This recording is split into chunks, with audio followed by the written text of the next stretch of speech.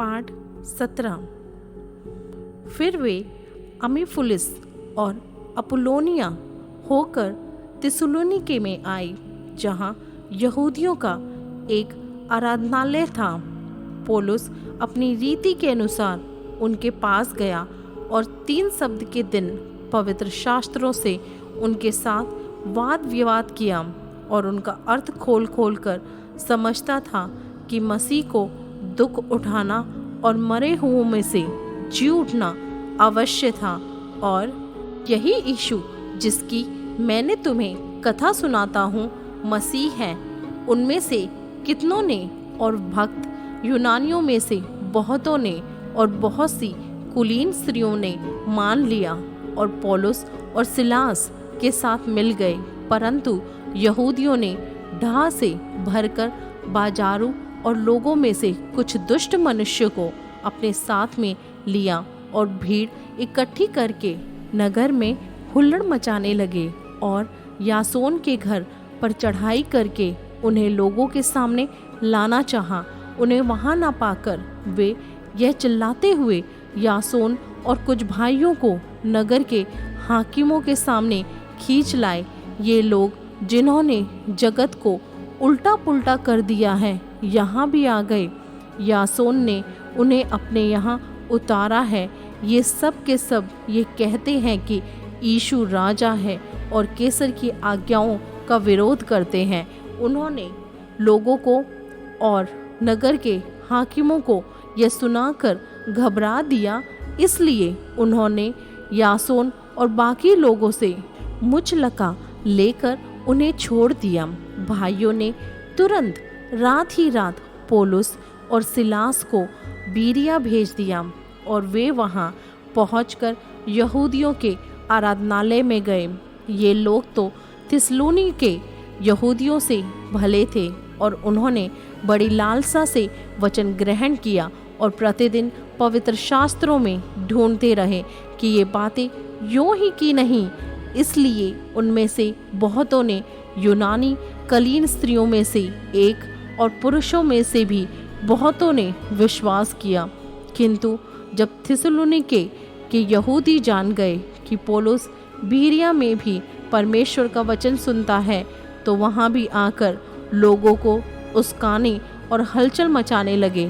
तब भाइयों ने तुरंत पौलुस को विदा किया कि समुद्र के किनारे चला जाए, परंतु सिलास और तीमुथियुस वहीं रह गए। पौलुस को पहुंचाने वाले उसे एथेंस तक ले गए और सिलास और तीमुथियुस के लिए ये आज्ञा पाकर विदा हुए कि वे उसके पास शीघ्र से शीघ्र आए। जब पौलुस एथेंस की उनकी बाट जो रहा था, तो नगर को मूर्तों से भरा हुआ देखकर उसका जी जल गया। अतः वह आराधनालय में यहूदियों और भक्तों से और चौक में जो लोग उससे मिलते थे उनसे हर दिन वाद विवाद किया करता था। तब इपुकुरी और स्तोईकी दार्शनिकों में से कुछ उससे तर्क करने लगे और कुछ ने कहा यह बकवादी क्या कहना चाहते हैं, परंतु दूसरे ने कहा वह अन्य देवताओं का प्रचारक मालूम पड़ता है, क्योंकि वह यीशु का और पुनरुत्थान का सुसमाचार सुनाता था। तब वे उसे अपने साथ अरियुपगुस पर ले गए और पूछा, क्या हम जान सकते हैं कि यह नया मत जो तू सुनाता है क्या है, क्योंकि तू अनोखी बातें हमें सुनाता है, इसलिए हम जानना चाहते हैं कि इनका अर्थ क्या है।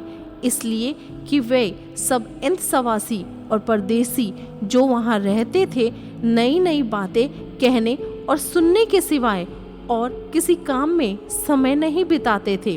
तब पौलुस ने अरियुपगुस के बीच में खड़े होकर कहा, हे एथेंस के लोगों, मैं देखता हूँ कि तुम हर बात में देवताओं के बड़े मानने वाले हो, क्योंकि मैं फिरते हुए जब तुम्हारी पूजने की वस्तु को देख रहा था तो एक ऐसी वेदी भी पाई जिस पर लिखा था, अनजाने ईश्वर के लिए, इसलिए जिसे तुम बिना जाने पूजते हो, मैं तुम्हें उसका समाचार सुनाता हूँ। जिस परमेश्वर ने पृथ्वी और उसकी सब वस्तुओं को बनाया, वह स्वर्ग और पृथ्वी का स्वामी होकर हाथ के बनाए हुए मंदिरों में नहीं रहता, ना किसी वस्तु की आवश्यकता के कारण मनुष्य के हाथों की सेवा लेता है, क्योंकि वह स्वयं ही सबको जीवन और श्वास और सब कुछ देता है। उसने एक ही मूल से मनुष्य की सब जातियां सारी पृथ्वी पर रहने के लिए बनाई हैं और उनके ठहराए हुए समय और निवास की सीमाओं को इसलिए बांधा है कि वे परमेश्वर को ढूंढे, कदाचित उसे टटोल कर पाए, तो भी हम में से किसी से दूर नहीं, क्योंकि हम उसी में जीवित रहते और चलते फिरते और स्थिर रहते हैं। जैसा तुम्हारे कितने कवियों ने भी किया, हम तो उसी के वंशज हैं।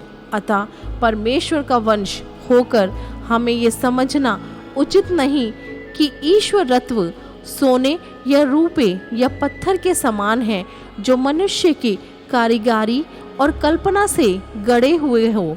इसलिए परमेश्वर ने अज्ञानता के समयों पर ध्यान नहीं दिया, पर अब हर जगह सब मनुष्यों को मन फिराने की आज्ञा देता है, क्योंकि उसने एक दिन ठहराया है जिसमें वह उस मनुष्य के द्वारा धर्म से जगत का न्याय करेगा जिसने उसे ठहराया, और उसे मरे हुओं में से जिलाकर यह बात सब पर प्रमाणित कर दी।